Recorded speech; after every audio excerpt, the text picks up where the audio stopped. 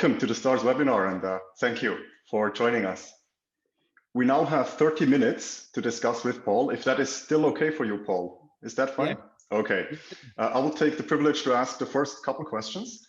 In the meantime, if anyone in the audience has any questions for Paul, please use the Q&A feature below to type in your question. Without any further ado, let's get right into it. Over the past few months, there has been tremendous focus on the US elections and US-China relations. Before we dive into the bilateral relationship, let's first have a look at developments in China. Due to the pandemic, you are currently based in the US, but you have lived in Beijing for more than 10 years, I believe. What are some of the key changes you've seen in China, and how have these changes manifested in China's domestic, economic, and foreign policy?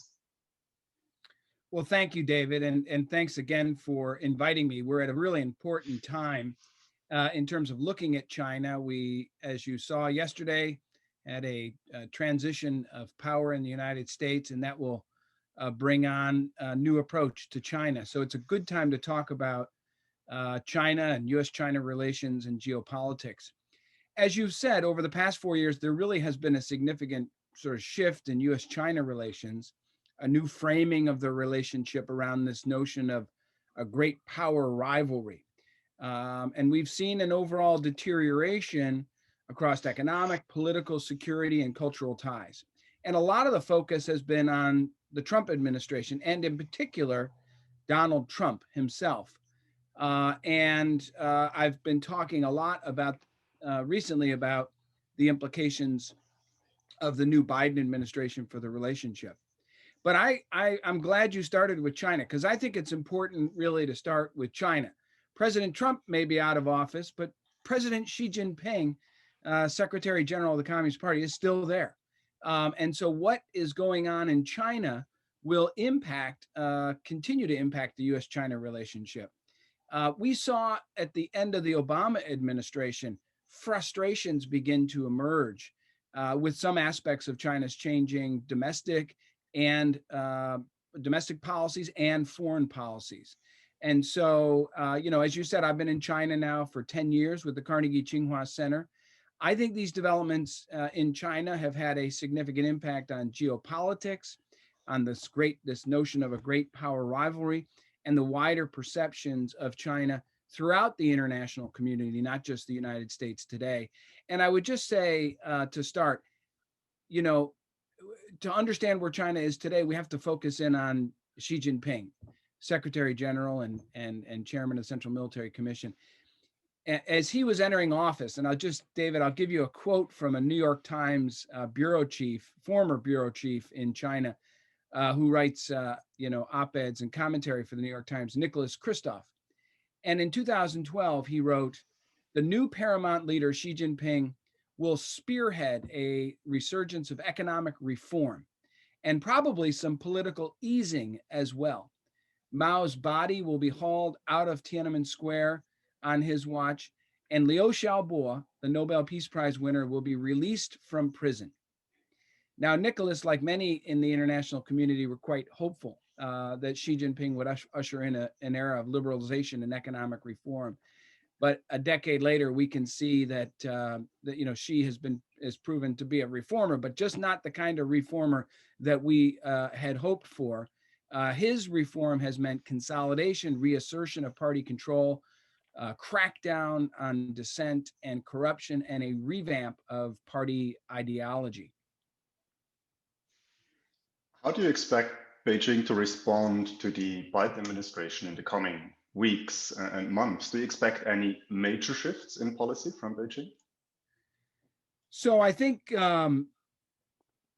for both Biden and Trump, I think the Chinese saw upsides and downsides.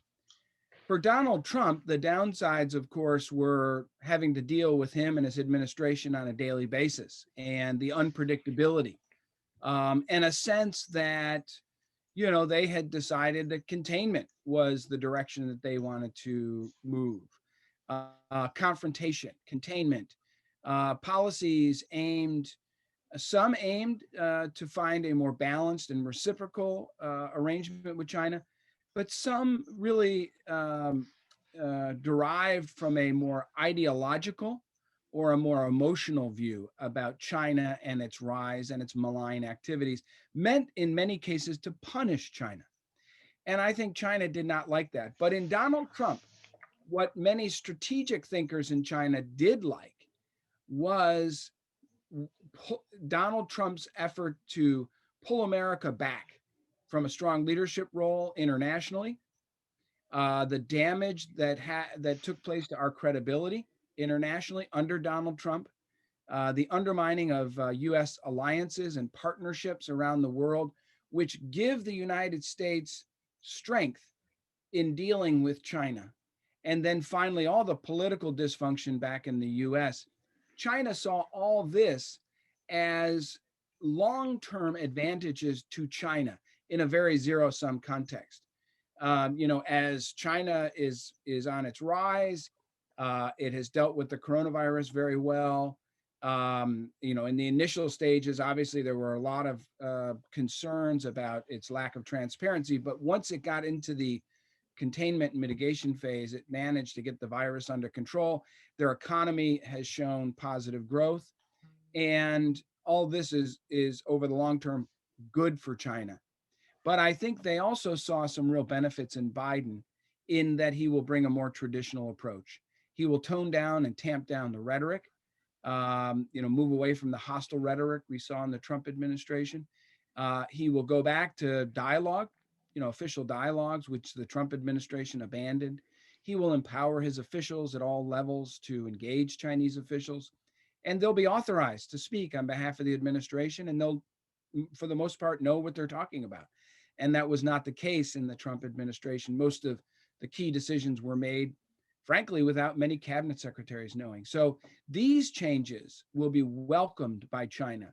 The big question, David, for me is, will China also respond in kind to many of these improvements that we will see under Biden?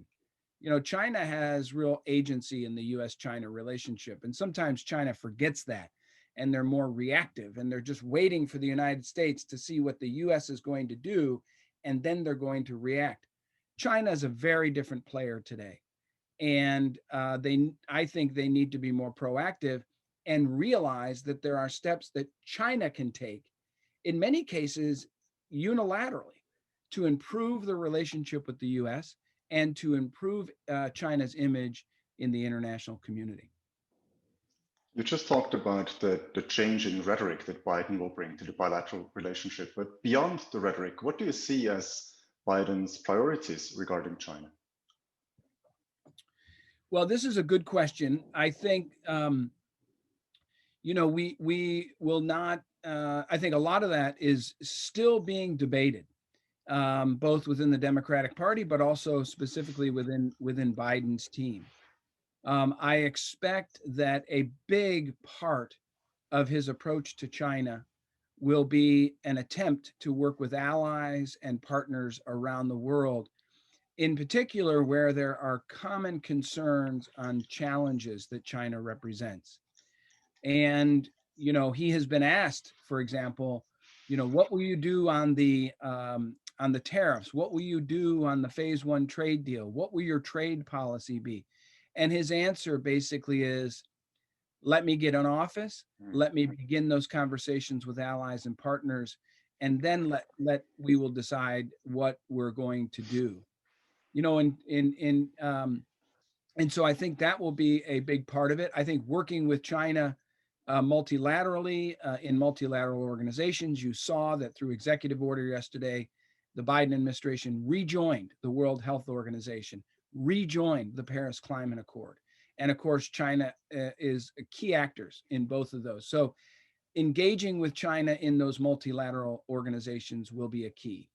The Biden team, the team that works under Biden on national security, often say that the Trump team was more about competing with China, confronting China, and containing China. There seems to be a lot of C words that are used in dealing in figuring out how to approach China. What I hear from the Biden team is that they're going to compete, but they're going to try to compete more smarter.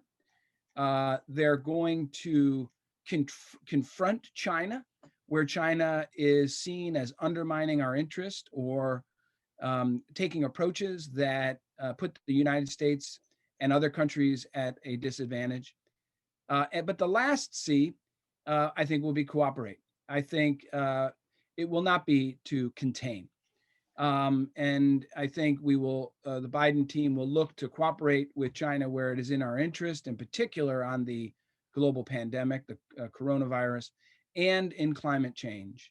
But that cooperation will not be held hostage to solving problems where there are problems that we have with China or competing with China. In terms of competing with China, I think that the Biden administration will try to shore up American competitiveness beginning at home, getting our situation at home in better shape.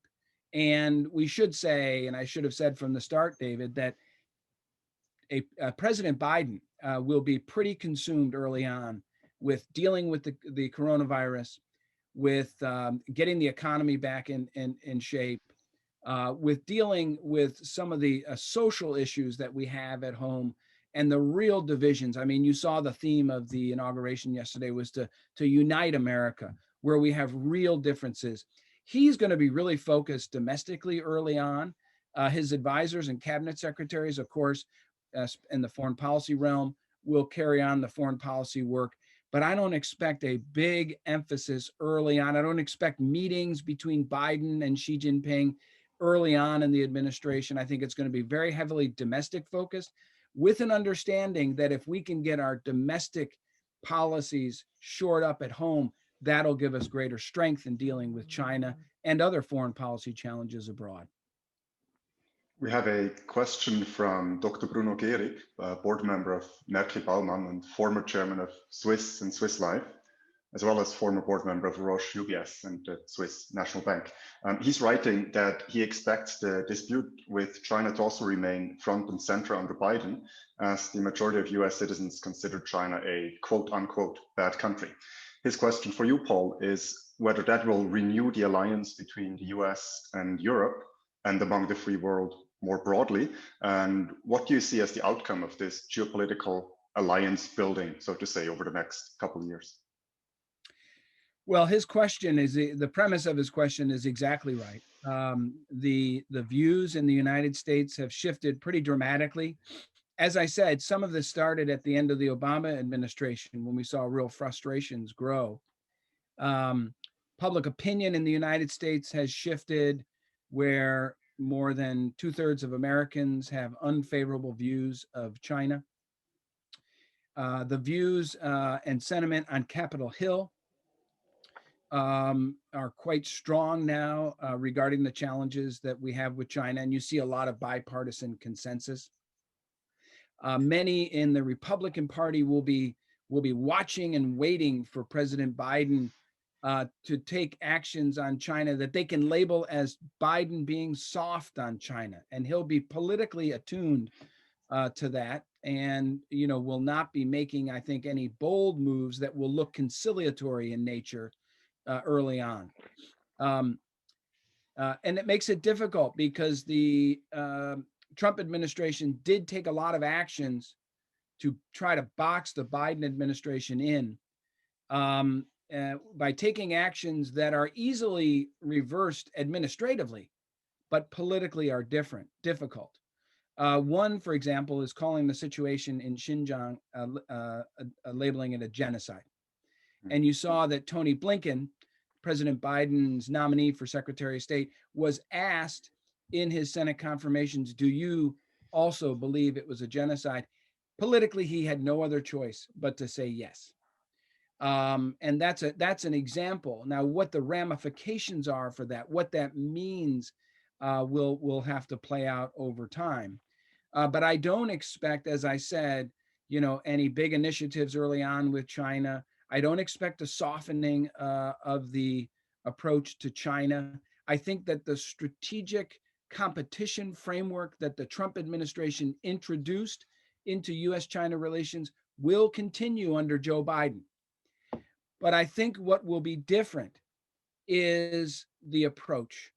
And I think the Biden administration will try to compete with China, but as I said, do it in a smarter way. A lot of the policies of the Trump administration with regard to China were seen by Biden officials, incoming officials, as many times self-defeating for the United States. For example, the tariffs and the trade war. That affected our consumers, it affected our farmers, our ranchers. There were a lot of second and third order consequences that affected Americans at home. Kicking out Chinese journalists, while on one hand might feel good, the result, of course, was New York Times, Wall Street Journal, Washington Post are no longer in China, reporting on what's happening in China. And so I think you will see an effort. It will not be as ideological as the Trump administration. Secretary of State Mike Pompeo would travel around the world and would basically present an option. You're either with us or you're with China. You have a choice to make. And I don't think most countries want to see it in such stark terms. Yes, they want to deal with China on the challenges that China is representing, but they also want to work with China where it is in their interest to do so, and they want to try to address problems. And I think you'll see a shift to a more, a less emotional, less ideological approach to China, but one that remains pretty tough at its core. And then lastly, I think the transatlantic effort in dealing with China is one that I believe has potential. It is harder than some people, it will be harder than some people, try to convey. There are areas where I call it low-hanging fruit, where we see eye to eye with our European friends. And we ought to early on engage and figure out ways to leverage this common concern in dealing with China. There's other issues like technology, where frankly, we have our own differences with our European friends and how we see issues related to data and other issues. That we're going to have to do some transatlantic alliance internal work to kind of shore up our own disagreements before dealing with the international community and in China. And then some issues we may not be able to get eye to eye with regard to China. But I think we have a better chance now. When the Trump administration did not try to do that, some have said that Europe reaching a trade agreement with China prior to Biden coming in was a mistake. I guess I'm an optimist by nature, and I think in many, Angela Merkel said she was going to reach an agreement by 2020. She set a goal, she achieved that goal. That doesn't surprise me. And in some senses, Europe has caught up with where the phase one trade deal got the United States, a little bit of market access and other issues. The real difficult issues are what were to be addressed in phase two, structural issues around state-owned enterprises and subsidies and forced technology transfer. These we can work with our European friends on in addressing China. We have two short questions from Dr. Daniel Walker, co-founder of Sharon Ambassador and former Swiss ambassador in Kuwait, Singapore, and Australia. His first question: is wolf warrior diplomacy in China sanctioned from the top? Well, I think that if you listen to the rhetoric and the propaganda that comes out of the senior levels of the Chinese Communist Party, I think that they and it's really important to watch the rhetoric that you see in China, even though it's often hard to decipher and hard to understand. And some people look at the language and think it's kind of bland and boring and dismiss it, but it's actually important to understand because it is signaling a significant shift in where China is going, and it's signaling to the bureaucracy, how they should be dealing with foreign policy challenges. And in this regard, Xi Jinping talks about in his language that officials and diplomats should have a fighting spirit. And when diplomats hear that language, they translate it. I don't think Xi Jinping or any of the senior leaders are telling these ambassadors around the world, they should get on Twitter in specific, and what kind of things they should be tweeting. But the general message from the top, have a fighting spirit, I think is something that diplomats see as essential for being seen as doing a good job and being promoted. These are incentives now built into the bureaucratic system.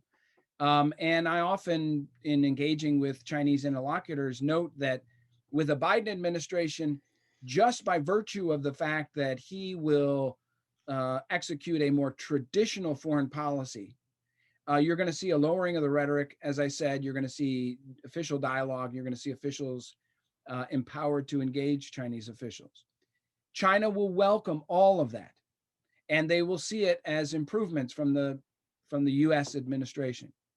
My question to Chinese officials is, are you going to respond in kind? What's going to happen to the wolf warrior rhetoric? If the rhetoric in the United States cools down, is China going to respond accordingly? And I think that the jury is still out on that, because what you hear from Chinese officials is that it indicates a greater confidence in Chinese officials, and a sentiment that a view in China that they've been pushed around prior to now. China is getting stronger, is more capable. I think going back, for example, not to digress too much, but you look at the global financial crisis in 2009. I think that had a big impact on the way Chinese experts and officials viewed the United States, the international community, and viewed the strengths and weaknesses of their own system. I think it gave them confidence that, they thought that the Western-led economic system was superior to their own, and I think that got them thinking that maybe it wasn't. When you look at rising populism in Europe, when you look at the impact of Donald Trump and his politics in the United States, I think again, this reinforces senior Chinese leaders' views that Western-style democracy, and in particular U.S. democracy, has inherent flaws. And the Chinese political system may not be inferior. In fact, they, I think, are starting to believe that maybe their political system is superior. So there's a growing confidence, and you're seeing that now in their diplomacy. But it is mixed, David, with real frustration, because China has yet to be able to translate this greater confidence into international and foreign policy successes. So you have a bit of a toxic mix of confidence, often bordering on hubris, coming out of China, with a frustration that they're not getting the respect that they deserve in the world. And this is all coming out loud and clear in this wolf warrior diplomacy. Until they see it themselves as self-defeating, I think we're going to continue to hear it. It will only be when the Chinese realize that it's not really in their interest to be so aggressive along these lines that I think we'll see it change. I'd like to briefly touch on Ambassador Walker's second question, as it's a more personal one. He's asking, is it possible to be a high-profile foreign commentator in China, living in China, and not pull your punches for fear the visa will not be renewed? Well, he's absolutely right. The environment is really shifting in China. And people often say to me, oh, it'll be a better place for foreigners in China now that Biden has been elected. And I say, as I started out our discussion, that's one half of the U.S. China equation. The other half is the Chinese president, Xi Jinping. And there, as I said, the ideology, the political control, Xi Jinping thought this notion that a powerful and unified China can be achieved only if the Communist Party stays firmly in control. Control is a key word. And you have seen trying to get control as the main sort of effort by the Chinese Communist Party domestically, but also really we see that on the international stage as well. The Chinese constitution now reads the party, the government, the military, civilian, the academic, east, west, south, north, and the center. The party leads everything. And these changes, I think, in Chinese politics are having a significant impact on what's going on domestically in China, with the media, with any open dissent, sort of clamping down on that. As you mentioned from the very at the outset, David, I've been there now 10 years with the Carnegie-Tsinghua Center. We've seen real changes, and I think his question is very valid. It is something that individuals and organizations will have to, have clear-eyed assessments on what's going on in China, and can organizations and individuals continue to carry out their work in line with the organization's values and principles and in a safe manner. And given the changes that we've seen politically in China, I think this is a question that really needs to be asked, and it will be not everyone's going to answer it the same way. But these questions are becoming. I'm getting asked these questions a lot more now, and there's real justification for it. The next question comes from Eugene Texan. He's a STARS alumnus and a national security specialist at the National Security Council of the Philippines. He's asking, will the South China Sea claims continue to be a source of conflict between the US and China, insofar as China continues to fortify claimed islands and conduct gray zone tactics, while the US pursues freedom of navigation operations and overflight? Well, that's a great question. And I think the answer is yes. These problems will not go away. There are significant differences between China, the United States, and the claimant countries, of which the United States is not a claimant country, but have interests in freedom of navigation.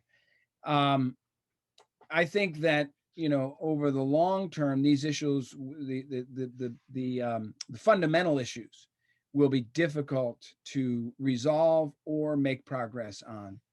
And I think in the interim, what we need to make sure is that we avoid any significant, any inadvertent conflict in the region.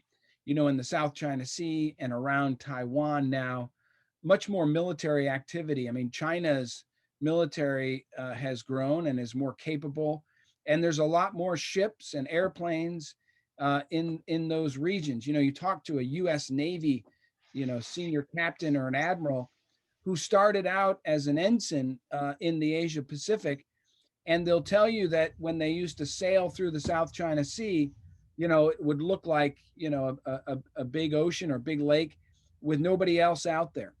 And now when they come into the South China Sea, almost immediately a Chinese frigate or destroyer will say, this is a Chinese frigate, XYZ, will be with you all day. And so they're operating in much closer proximity now. And I think that, the potential for some sort of inadvertent clash or collision is something that we need to pay close attention to, because if there is, two ships that collide and people die, or aircraft collide and people die, given the nationalism, given the antagonism that exists between the US and China, it would be very difficult to manage the escalation of that, especially now with social media out there. And so I do think that this administration under Joe Biden will put a lot of focus on working these issues in the South China Sea and other issues multilaterally with Japan for the East China Sea, with Thailand, Vietnam, the Philippines for issues related to the South China Sea. I think you'll see a strong U.S. presence at meetings related to ASEAN, APEC, and I think the U.S. will re-engage with the region multilaterally, and I think that will make a difference. We have 3 or 4 questions about Taiwan, so I'll try to take them together into one. As there clearly were some fears that Beijing could provoke a situation around Taiwan during the transition period. How do you see the Taiwan question playing out between the US and China in the coming years? Yeah, I think first of all, we have to acknowledge that the sympathy towards Taiwan in the United States has gone up in the Trump administration for a couple reasons. One, if you look at the coronavirus and the way that countries dealt with the coronavirus, some countries in Asia handled it very well. Korea and Taiwan was one that, as an entity, dealt with it extremely well. But they were not. They were kept out of the WHO. When I was in the White House as China director, Taiwan was at least an observer in the WTO. And when you think about, these issues that deal with public health and deal with, the health of citizens across the globe, it doesn't make a lot of sense for Taiwan, given its population, not to be at least an observer and some sort of participant in the WHO. I think that frustrated a lot of Trump administration officials. And then, of course, the pressure that China has put on Taiwan over the last several years, trying to squeeze and effectively doing so Taiwan's international space, stealing away diplomatic allies. I think half a dozen of diplomatic allies have gone from the Taiwan ledger to the PRC ledger. Military pressure to try to coerce Taiwan. A lot more military exercises, aircraft crossing the midline in the Taiwan Strait, and I think that this, especially in Capitol Hill and in Congress, has raised the sympathy for Taiwan and the help that we give Taiwan in the context of the Taiwan TRA, the Taiwan Act, that stipulates that the U.S. will help Taiwan defend itself, Taiwan Relations Act. And so there was an effort in the Trump administration to enhance that coordination and enhance some of the support that we give Taiwan. On the other side of the ledger, you have China and the government in Beijing, who looks at the Taiwan president, Tsai Ing-wen, as someone they cannot trust. The United States, we see her as a more moderate figure and one that Beijing should be dealing with. And in PRC, I think they're worried about trends on Taiwan not moving towards unification, especially after Hong Kong and the national security law. Of course, the one country, two systems proposal was originally, was something that was presented to Taiwan by the leadership in Beijing. And after seeing the national security law play out and what's going on in Hong Kong right now, I think a lot of Taiwan people think that's really not something that they're interested in. So the trends on Taiwan are not good. And we saw that Secretary of State designate Tony Blinken talked about Taiwan in his testimony. He was asked a question by Senator Romney. And Blinken said, look, he made it pretty clear. The U.S. will try and help Taiwan in its commitment, to defend itself. He said he hopes Taiwan will continue to play a role in international organizations. Again, this is clearly a comment meant to, push back against China's efforts to squeeze Taiwan's international space. But the Biden administration will try to work with Taiwan and international organizations, both where you don't have to be a country to participate, but also through other ways in organizations where you do have to be a country to participate. And I think he said the overall commitment to Taiwan would remain strong. I think, let me just end by saying, I think the approach you will see from the Biden administration will continue to be an overall strong commitment to Taiwan, but I think it will be done with an understanding that these issues are potentially very dangerous. And we have to be very careful on how we deal with the Taiwan issue, not just because of our relations with the PRC, but because often when the United States oversteps with regard to Taiwan, the PRC simply pushes Taiwan, punishes Taiwan, squeezes Taiwan further. So we have to be smart about dealing with Taiwan. And I think we can both, walk and chew gum at the same time. And I think that's what the Biden administration will try to do. We had two questions about challenges for foreign companies. As China has a new law that threatens foreign companies with sanctions if they implement US sanctions, putting them between a rock and a hard place. So what is your advice for foreign companies, for US companies, European companies? Threading the needle, foreign companies, threading the needle between engaging in China, trying to take advantage of a rising, consumer base in China, trying to, take advantage of what China offers commercially, and balancing that with the Trump administration's America First policy has been difficult for companies. It's been very difficult not to get in the crosshairs of either the Trump administration or the Chinese government. And I think to a certain extent that challenge will continue. But I would expect that, number one, you'll see greater support from the Biden administration with regard to U.S. companies operating in China.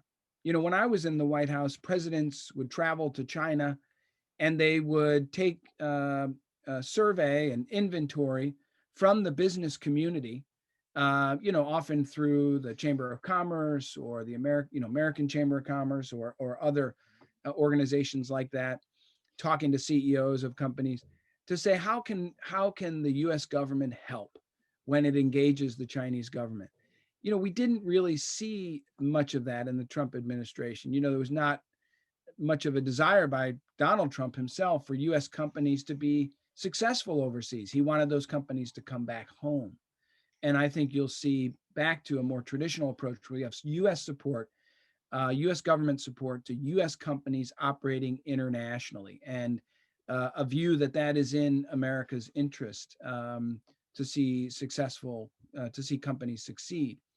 On the Chinese side, there will continue to be operating challenges in China, but to a certain extent, I think that the Chinese government will not want to send messages that foreign companies are not welcome.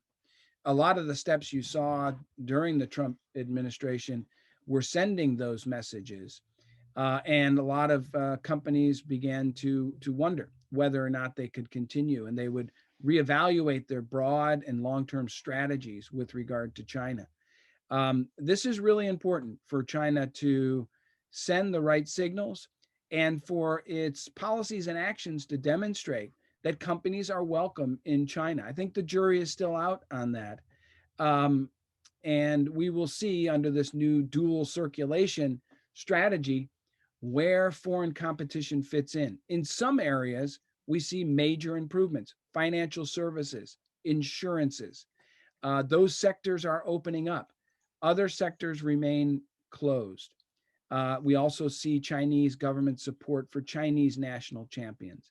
We see regulatory and policies that are not clear for foreign companies and that need to be clarified. So there's a lot of challenges, and the direction that China takes will be very important here. And I think the jury is still out how China will deal with that. But I do expect the Biden administration to be much more supportive to U.S. companies in China. I take one final question from the audience, if you allow. Sure. The question comes from Mark Dipley. He's a financial journalist and founder of The Market. He's asking, was it seen as a snub within the Biden team that the EU concluded the comprehensive agreement on investment with Beijing right before Biden came in? Well, there's been a lot of debate about that. And, you know, my own view is, I think, it's pretty clear to the Biden administration that during the 4 years of the Trump administration, there was very little effort on the Trump administration's part to work with our friends, long-term friends, and in Europe through the transatlantic relationship. And that was unfortunate especially for folks, like Joe Biden and Tony Blinken, who really believe that, especially if you look at our values and history, and our political systems and our economic systems, we have so much in common.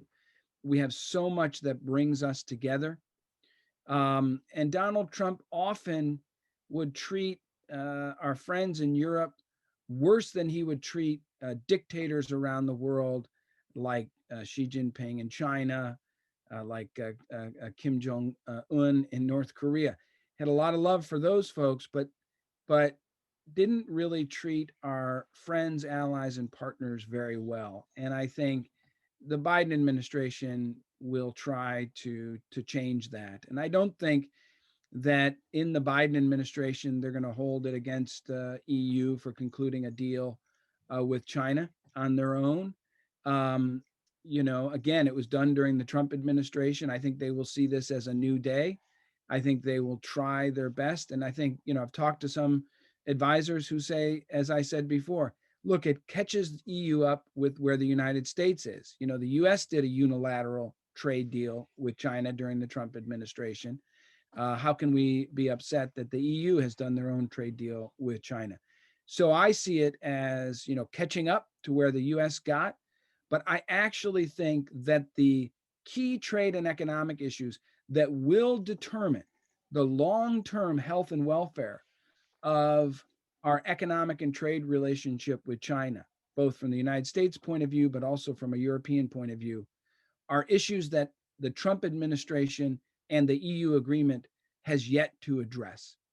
And it is those key structural issues around how China's economy is organized and arranged in ways that create distortions and imbalances and issues of reciprocity not being adhered to from China, and make it difficult for American companies and European companies to compete with China. Those are the issues that we can address in a common way, and with a common cause in dealing with China. I think there's a desire by the Biden administration to do so.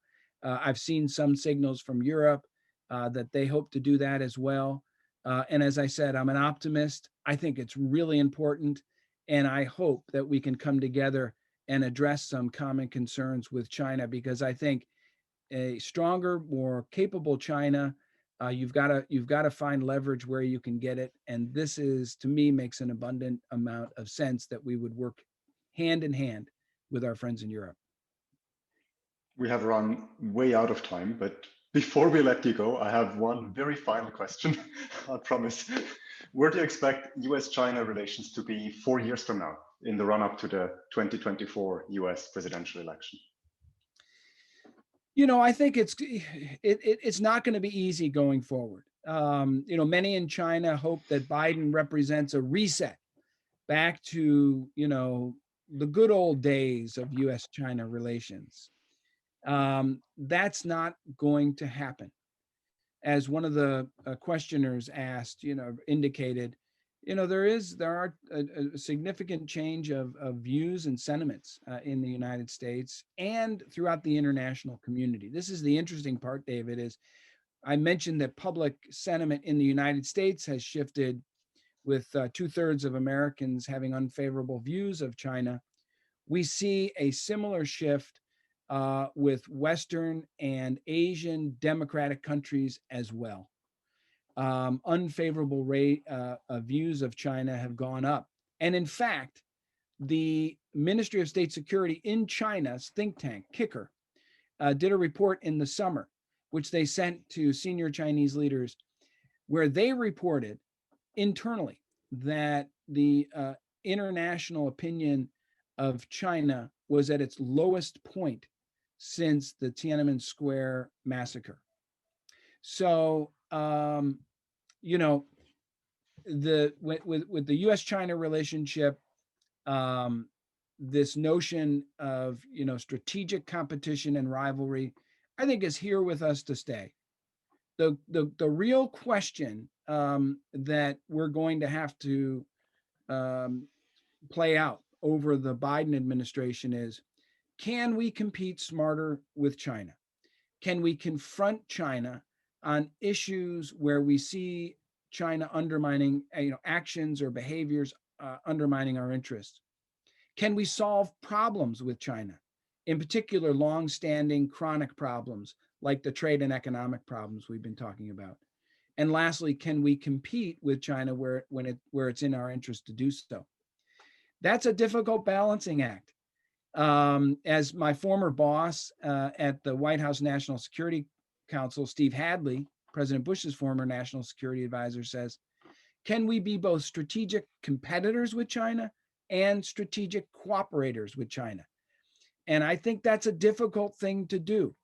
And I think that a large part of the answer will be in how China responds. What will China do now that we have a new administration in the United States? We have a president who I do not believe is going to be gratuitously hostile to China.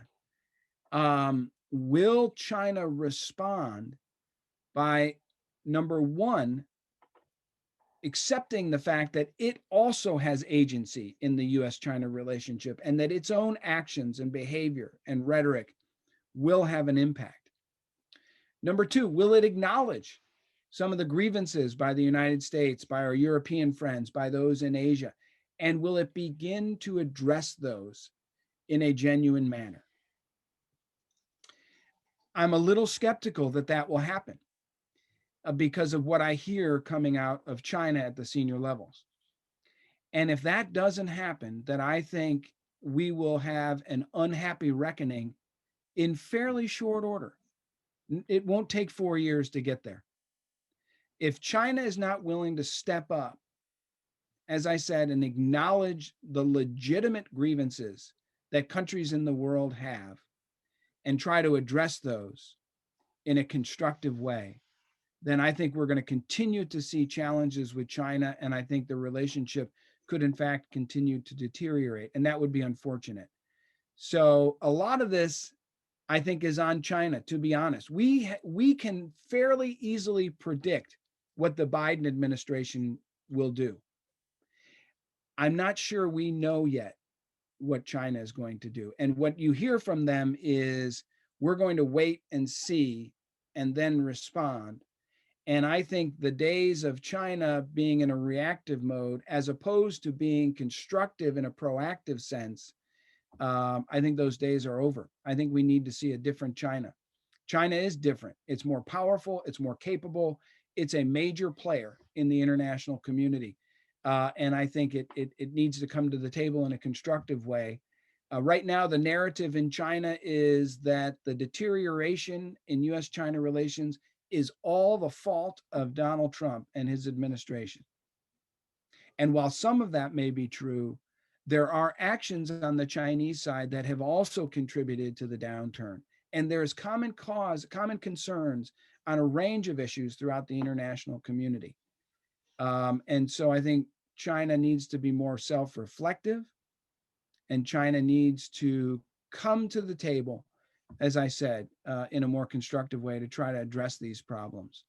And if not, then I worry about the future of U.S.-China, and I worry about, China's reputation internationally and the pushback that it may continue to get across the globe. With that closing statement on the need really to balance competition with cooperation. I would like to thank you very much, Paul, for your time and for sharing your insights with us today. Thank you very much, Paul. Thank you, David. Thanks for inviting me. It was a pleasure to talk to you and everyone else on the call. So thank you very much. I would also like to thank all our alumni who participated in today's webinar. I hope to see you in the next STARS webinar, of course. In the meantime, take care and stay healthy. Thank you and goodbye.